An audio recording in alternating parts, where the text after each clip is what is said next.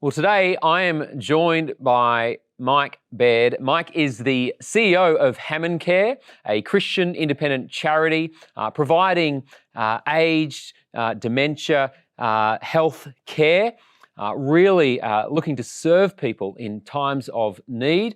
Before that, he was on the executive team for the National Australia Bank, and of course, prior to this all, he was the 44th Premier of New South Wales. He's married to Karen, and together they have 3 children. Mike Baird, welcome. Guy, thank you. Great to be with you. Wonderful, wonderful, wonderful to be with you. I want us to start on the 14th of April, 2014. After an uncontested leadership spill, you've become the Premier of New South Wales. Can you take us to that moment? What that felt like for you, what was going through your mind as you took on this most significant position? Well, it was a remarkable time because it happened very quickly. I remember when I was giving some talk at a lunchtime group about the finances and the state budget because I was the treasurer at the time, and I had my media person who was actually at the lunch, and it was a relatively small group. It was about 60 people, but she was there, and she kept on pacing back and forward. And I, as we came to the end of the lunch, I said, "Rach, like, why were you getting up and down? Like, it was a bit strange." She said, "Barry has resigned. He's resigned as Premier," and I had no inkling that was going to happen or any preparation. And all of a sudden, we got to the position that I was being asked to run. So that afternoon, with the phone going everywhere and people going crazy, I headed home, and I said to my team, I'll think about it. I'll talk to my family, and I'll let you know in the morning what I'm going to do, as to whether I'm going to run or not. And I went to connect in with a few guys that I've done life with. So there's 3 guys, and for 20 years we've been meeting. So I went to them for their counsel, and we prayed about events. Certainly had their blessing. Then went to speak to the family and had theirs, and sort of announced next day that I would run, and no one else ran. And all of a sudden I found myself the Premier of the state. Very surreal. And I remember sort of standing there saying, Lord, I have no idea, whether I can do this. All I know is that I'm going to rely on you and trust in you and do the best I can to be faithful to you in this. And then away we went, and it was a pretty crazy ride.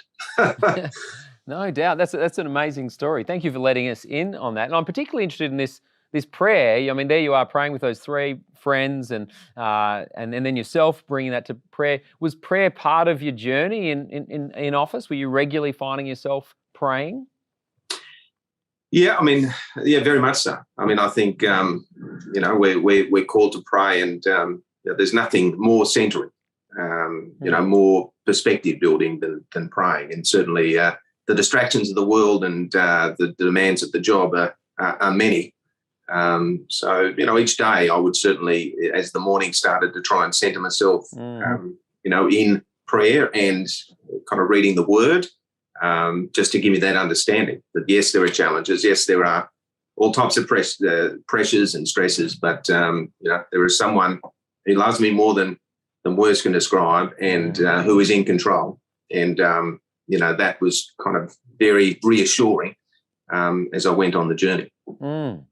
Yeah, I'm curious to kind of talk a little bit about that journey towards politics, because, reading your story, there was a few tilts at it and things didn't always go as you were thinking. Then you went back into banking, and then you were back there again. And I think it was John Howard who encouraged you to stick at it and to stay in it. Can you tell us a little bit about that, and when, maybe more particularly, what it was about politics that you thought this would be a great place to serve? Yeah, well, I had a long wrestle. So as I was growing up as a Christian, I wanted to live my faith in a way that was impactful. And I wasn't sure how that looked, but, in finance, I really wrestled with that.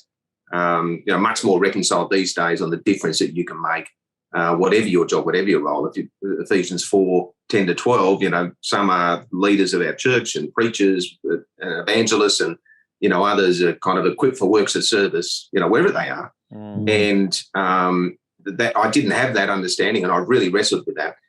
So I ended up at a place called Regent College. I thought I was going to become a minister, but I was challenged there to consider politics. And I wrote a paper about how I was looking forward to being a church minister. And the lecturer that overviewed my paper said, wrote in pen next to my sort of concluding comments where I look forward to serving as a minister, said, or maybe in Australian politics. And wow, that was kind of a bit of a life-changing moment. I said, why on earth did he write that? I did reflect on my father being in politics, but there was something that pulled him to that conclusion, and it stopped me in my tracks. And I thought, wow, is that where I could serve? Is that, I thought I hadn't really considered that because that was my dad's thing and I didn't want anything to do with it. But no, that really impacted me. So then the rest of my time at Regent College was reflecting on that. And it became quite clear that that's where I should go. So I came back and got involved in the local party, and for many years, nothing happened. I ran for a pre-selection and lost. 6 months later, I ran for another one and lost. Both of those obliterated would be the way I described it. So it didn't make sense, but there was something deep within me that said, no, this is what you need to keep pursuing. And the third time, which is what you're alluding to, I was in a pre-selection again for the seat of Manly. I only wanted to represent my community. They wanted to put me into other seats and safer seats. And I said, well, if you're going to go into politics, you've got to be genuine and you've got to represent the community you're part of. So it came up for the third time. There was someone who was, in terms of, think of 100 votes, and he had 75 votes. I had 25 votes.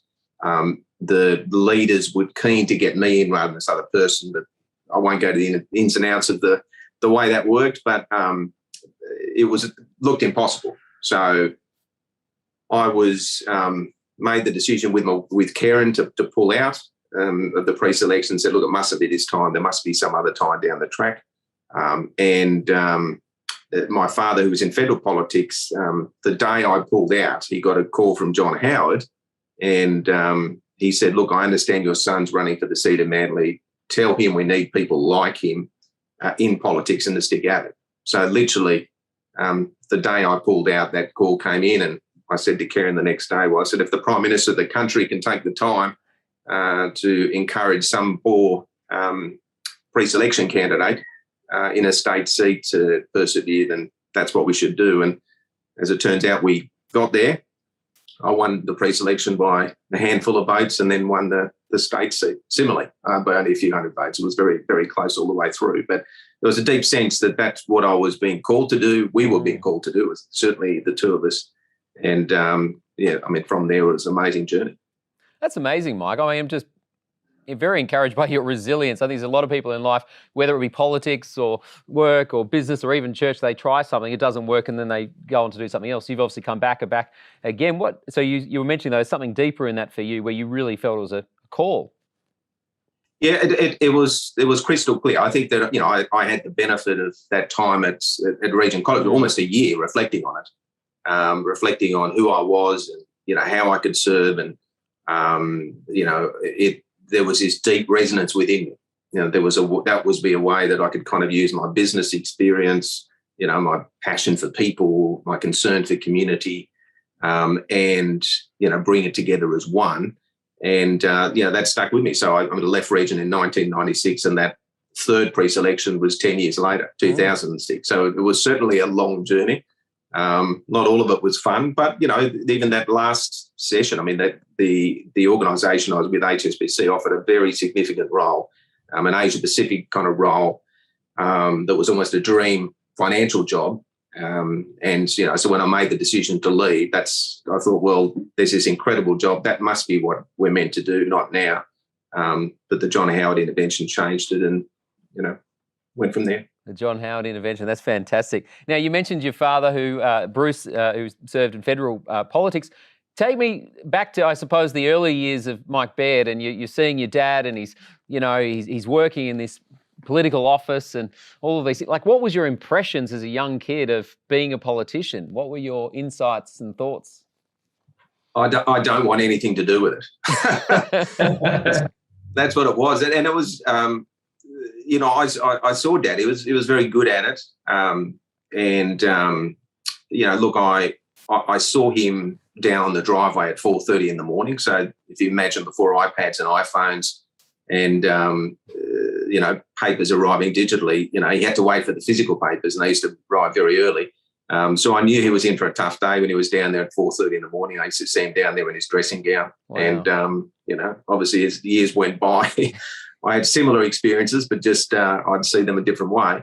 And, I saw the pressure and the stress, and it was unfair. I saw no confidence motions in Parliament. I saw him attacked viciously in the media, and, people being rude and, calling out and, interrupting family events. It was, we had one night there was a very credible bomb threat that the family had to be split up and sort of split across the city. We had to go stay with different people. So it was, I was proud of him, but I thought there's no way that I want anything to do with it. What stuck with me, he did an incredible job as Transport Minister. He was the Olympic bid minister. But ultimately where I was proudest is what he did with refugees. And, in a point of principle, he went to go and see every single facility across the country. And as he came back, I remember he said to the family, I'd never seen such human desperation. Wow. So he decided to take a stand, and he sort of stood up to the federal government that he was part of, and he made a real difference. So, yeah, I mean, I saw the difference he could make, but at the same time, I certainly saw the downside. Mm. Now, you're obviously involved in many key initiatives, but obviously one major moment, 2014, you're the state premier and a terrorist enters into Lindt Cafe in Sydney. 18 people are hostage. The nation's looking on. Where are you in that moment? What's going through your mind when that's taking place? Yeah, I find it. I find it hard to go back there, and I remember at the time I felt it was quite incredible. I was there. But I was doing a press conference early. It was a mental health announcement. We were sort of announcing a policy that was we were very proud of early in the morning. And just as we arrived to give the press conference in the event, just before I went to face the media, I was pulled across and told the circumstances, and said that as soon as I finished, I was going to have to go to the crisis command centre, which is, when there's a crisis, the senior ministers and premier are whisked away to a safe place that brings all of the key decision makers in government together. And I remember when I heard those words, it was almost as if the world just swallowed me up. It was like the ground moved, and I didn't know where I was, and I felt incredibly numb. Went to the press conference and then found myself in the crisis cabinet, and that was some of the hardest times and hardest hours, and I think I'll never be the same having been through it. But there were so many incredible moments, like there was this deep determination from everyone there, and all matters of expertise trying to get every single person out alive, and that was the determination of everyone there. And as the hours went on, there was more hope that was going to take place, but obviously there was a tragic turn of events, and the police commissioner told me to head to go get some rest at about 12:30, and to come back at 4 a.m. So just try and get 3 hours sleep. And I went to a hotel. I remember putting my head down on the pillow at 1:06, and the phone rang at about 2:14, and it was the commander saying that there were people down, and I needed to come back. And I'll never forget that. And all I could hear was the ambulance sirens. as they sort of came past to deal with the the events and the tragic loss of life, and obviously the many traumatised hostages. And it was a moment that shook the city and the country and had an impact on the world. And to find yourself in the middle of that was something else. What I was able to do though before going to face the world in terms of to announce what had happened, I was with the police commissioner. The police commissioner, Andrew Scipione, is a keen Christian, and he and I were able to pray. Wow. So we asked all of our teams to stay away, and just he and I, before we opened the door and went out to face, we prayed. We prayed that we could honour God in that, that somehow he could bring the city together, and that we would be faithful in the hours and days that followed. And it was a very powerful moment, and there was a strength that came, because as we walked into the room, I mean, the journalists were feeling the devastation of what had taken place, like everyone else. And in the days that followed, I think we saw the best. When there was every likelihood there would be anger and hate and violence, there was the opposite. There was hope, and there was peace, and there was love. As people across the city and country came to put flowers there, to be alongside the victims' families and those hostages, and also, Australia and who we are and the freedoms. I was contacted by some young Muslim leaders, and I'd connected in with the Muslim community in my time as Premier, and they wanted to go down and put flowers symbolically, but they were afraid. And I said, no, I'll go with you. I'll go with you. So I took down, there was about half a dozen of these young Muslim leaders who took flowers. And as we're going down to place the flowers, there were people who came and hugged them and thanked them. And, as we stood there were tears streaming down their face.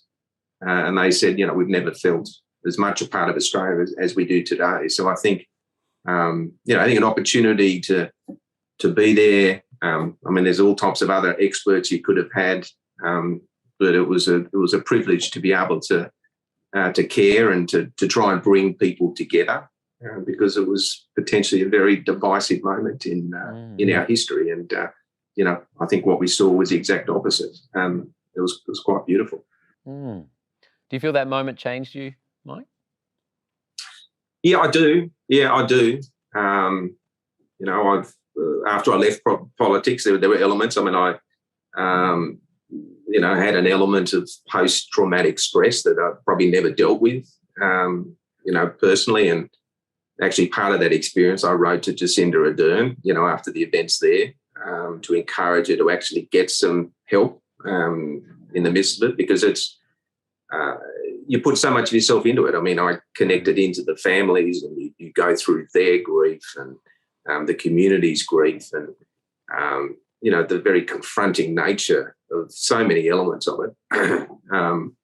I went to see all the police, and the first person who went through the door, they rotate that group. They not every time are you the first at the door. They know when your time is up, you will be told that you will know that it's your time to go in first, whatever situation they're facing. And this young man called his wife and kids to say goodbye in case he didn't come. So you get a window in terms of what people do on a daily basis, and there's this deep thankfulness. But I think it's impossible as a leader not to be personally and profoundly impacted by the grief and the circumstances. Yeah. And I think that unless you do that, you're not going to be as effective, because it's human. You've got to carve a path through. But those events impacted me profoundly. And obviously there's a sense that, could you have done something else somewhere in those almost 24 hours or more than, could you have found a way to do something else to save those two lives? That's what you're left with. Thank you for sharing that, Mike. It's such a deeply, national but very personal moment. Really appreciate that and your leadership in that time, and your desire to depend on God and love people in the midst of that is courageous and humble and indeed sacrificial. Politics doesn't, seem like an easy game to anyone looking on from afar. And, whether you're there for a moment like that or handing out new laws or regulations, I mean, it certainly looks like it's difficult, and it has its toll not only on you personally, but even on your family. And I'm keen, I mean, you shared a bit earlier about, growing up in a household where your dad was out getting the papers at 4:30 and you were feeling that challenge. How did, serving in that role impact you from a family point of view? How did you, because they're part of the story with you, aren't they? Yeah. It's a huge part. You really can't, you can't separate them because they're such an important part of you. And, I mean, Karen and I were on the journey from Regent together. So, it was so much side by side, so connected. That they would feel, Karen would feel the criticism, when it came, that's natural. My kids, at times they were generally protected and, people were generally positive, but, there were moments where they weren't. I mean, the lockout laws is a good example where their age groups found that the most offensive thing the world could ever see. So, they were bullied, on that. And, my daughter, bless her, who, found it particularly tough, she never told me. She never told me until after I left, the hard time she got. And she just said, at the time, Dad, I'm proud of you. Mm. Just keep doing whatever you think is right.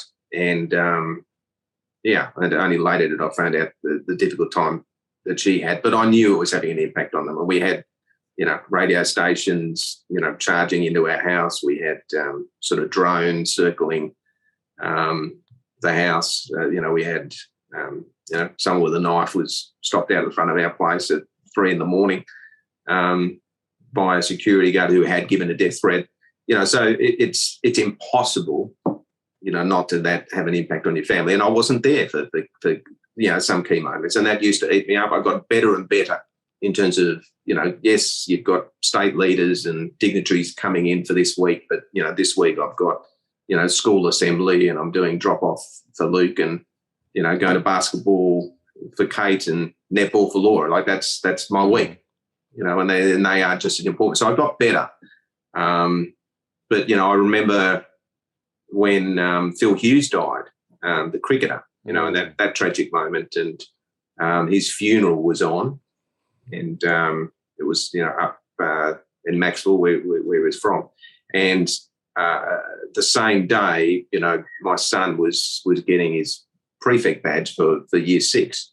And, you have this incredible sort of tension of kind of personal versus statewide significance, and how do you draw yourself? And the timing worked in terms of the assembly started, and what they did is I came along for the first part of the assembly, and they brought him forward so that I could go up to the funeral. And I cried a lot because that was very special, to be there in amongst the chaos of that role. But you feel, less, of a father, less of a husband. Notwithstanding, I tried the hardest I possibly could. But the impact on the family is real and significant. And, you can't do it without them. But ultimately, when I left, a big part of it was, I think that they'd had enough as well. Mm. Mike, just listening to you now, it reminds me and challenges me on, the Bible's call for Christians to be praying for their political leaders. And, even in a moment like this and all the turmoil facing, Australians and, what's happening around the world, you don't always appreciate the personal struggle, the tensions, the family impact. And really our call is to support and encourage and to pray. I want to talk a little bit about the church and the political square and the public square. And I'm keen because obviously, Mike, you've ventured into the church world, or at least we're pursuing that. I'm not sure if you've still got aspirations of being a pastor, but I'd be keen to hear. I think those days are gone. I don't think they'd accept me these days. Oh, we can chat. Happy to chat and explore that. But I'm keen to hear your thoughts about how you view the church today, or at least its relationship to politics. Should we be should we be active in the issues, or should we be distant from the political? Like, how do you see? What do you hope to see from the church? Yeah, look, guys, it's such a good question, and really important for the church and individual congregations. I mean, I can give my honest appraisal. My honest appraisal, I felt distant, at times used, and generally very frustrated, at the church as a whole, because, I mean, I would, issues would emerge in Parliament, and you didn't hear from churches or leaders or anyone until there was a piece of legislation that was particularly, of relevance. It doesn't matter what it is, but, call it voluntary assisted dying, or, the like. The issues that rightly Christians are worried about and concerned about and want to participate. But, there's one thing to have that moment, but where is the moment before that? Where is this the engagement with church? And this focus on a political badge, it's like, does that really matter? Like, there's a certain set of ideology that you might have on one side of the political spectrum or the other, or is there a greater sense that there is a brother or sister? And I don't agree with their policies or necessarily the government, but I am going to support them, encourage them, and pray for them, in terms of that role, because, we can see, some of the challenges they faces. And, I would love nothing more than for, my church just to come down, maybe not once a month, but, every couple of months or once a quarter, just a group that would come down and just, check in, pray for you, ask are there needs that you might have seen across the community that we as a church can participate in. So I think that would be like a wonderful thing, and the power of it. And it's, even, I mean, don't worry about there not being a Christian member of Parliament, just connecting into members of Parliament, given the role they play, and knowing that the church is there, so that when you have those issues or pieces of legislation, there's a basis of relationship and connection that enables you to discuss them, rather than, I need Dan to talk to you because this piece of legislation I'm unhappy with, and please respond.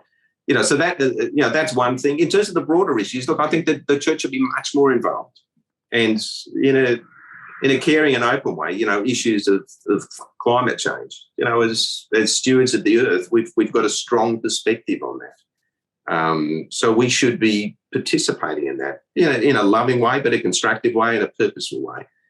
In refugees, what impacted me, there's a group here on the Northern Beaches, and it wasn't, your side of politics is doing this is terrible, please stop it. It was like, we want to play a role in helping refugees. We've got 50 houses that are willing to take and support. So any refugees that come in, can you connect us into government so that we can provide that opportunity? And, to me, that's the model. Here's a challenge. We've got a practical solution, through our hearts and compassion, living out our faith where we're practically coming in to provide support. So that, that's what I would love to see. And, I can't stress enough that, that sense of frustration I have, that often if someone's on the other political divide, and, I would go around to polling booths and there'd be people in my church that voted the other side. I don't care that they vote the other side. I totally respect that. But they say, "Oh, I can't talk to you today, Mike. It's this is an important day, and I really hope you lose." Like that. Wow. It's more. Mike, so good to see you. I've always supported this side, but I'll do anything for you. That's all. Like let me connect. So that has got in the way, and it naturally will.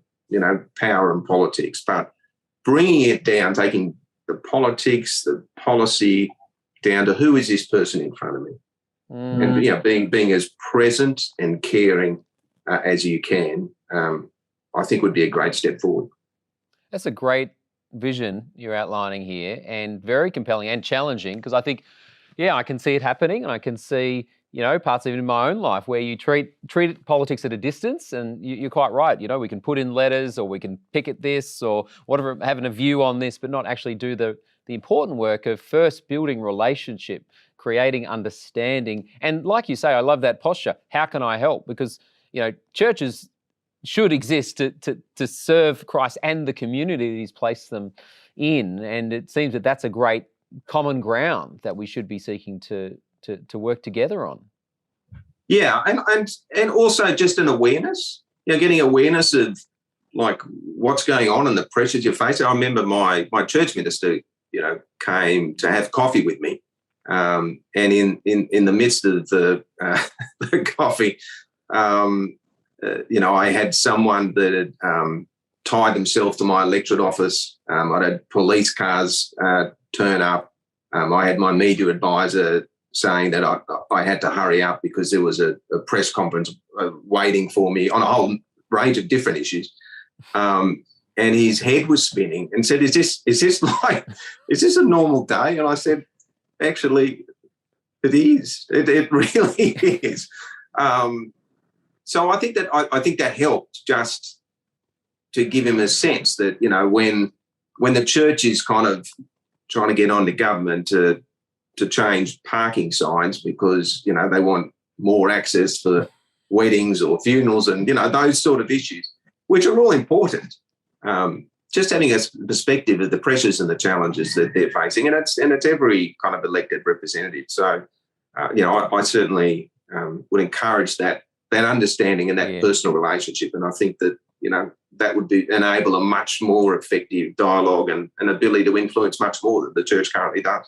Oh, that's great. Yeah, you've mentioned obviously a few issues, from climate change and refugees, and I know that there was obviously the contentious lockout laws that you went after, and you've just mentioned churches and parking meters and things like. There's so many different things that Christians could be passionate about, and certainly in my conversations with people in politics, it's people give themselves to lots of different things, and I suppose my question is, what's Mike Baird's principles in thinking through?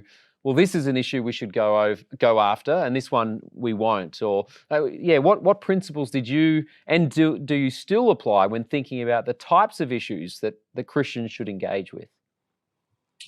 Well, I don't think there's a limitation. I mean, I think, there's as you rightly identified, there's multiple, and I think if you look at refugees, it's pretty fundamental to me. Jesus' words to us are that, if you are hungry, give them something to eat, and that sort of stares at us, the Good Samaritan just stares at us, that is something that we should be engaged with and helping. But, it also has to be personal. I don't think there's just a wish list and a ticket things. I think there's a collection and a group of people that they will be passionate as one, and their ability to influence, whether it be something like climate change. That might not necessarily connect with one every single congregation. Certainly a number would be. And, similarly with refugees, others were very passionate about adoption. Very few adoptions were done, and there was a group, a Christian group that very keen to kind of pursue adoption. But I had others who weren't Christian involved in something like Bear Cottage, so a children's hospice. How do you, support, a group that are looking after young families that are kind of losing a child. I mean, mind-blowing need. But what an opportunity. I mean, I've in Hammond Care, I've seen our team, when someone passes in our hospital, they sort of form a circle around the bed. They put a candle there, and each member of the team that has worked with that particular patient will reflect on what they learned about him or her, and what they'd heard from their family members, what they'd heard from them, what they wanted to celebrate. So it was a life well lived. So there are so many ways that Christians can engage in the public debate that I wouldn't want to limit it.